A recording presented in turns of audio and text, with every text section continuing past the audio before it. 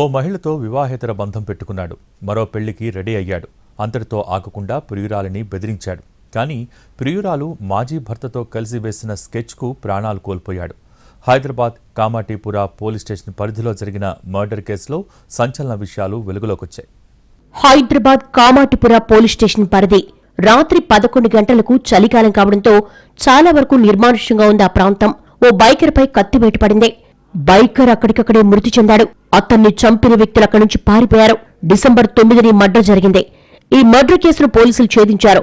చనిపోయిన వ్యక్తిని అరవింద్ భోన్స్లేగా గుర్తించారు.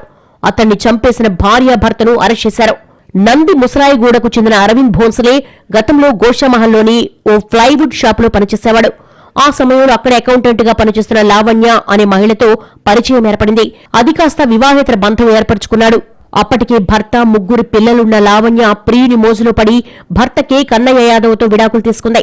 అప్పటినుంచి భార్యాభర్త వేరువేరుగా ఉంటున్నారు. పిల్లలు మాత్రం లావణ్యతోనే ఉండేవారు. మరోవైపు అరవింద్ భోన్స్లే మరో యువతితో వివాహం చేసుకోవాలని నిర్ణయించుకున్నాడు. వివాహం అనంతరం కూడా తనతో యథావిధిగా వివాహితర బంధం కొనసాగించాలని, లేకుంటే నీ కూతుర్ని కిడ్నాప్ చేస్తారని వేధించేవాడు. ఇటీవల అతని వేధింపులు ఎక్కువ కావడంతో మాజీ భర్త కన్నయ్య యాదవ్కు విషయం తెలిపింది. అరవింద్ భోన్స్లే కదలికలను మాజీ భర్తకు చెప్పింది. తన సంసారాన్ని పాడు చేశారని, అప్పటికే కోపంతో ఉన్న కన్నయ్య యాదవ్ ఎలాగైనా అరవింద్ భోన్స్లేను హత్య చేయాలని ప్లాన్ వేసుకున్నాడు. జియాగూడలో ఓ కత్తిని కొనుగోలు చేశాడు. రాత్రి 11 గంటలకు పని ముగించుకుని తన బైక్ పై ఇంటికి వెళ్తుండగా మురళీనగర్ వై జంక్షన్ వద్దకు రాగానే అడ్డగించి కత్తితో పొడిచి హత్య చేశాడు.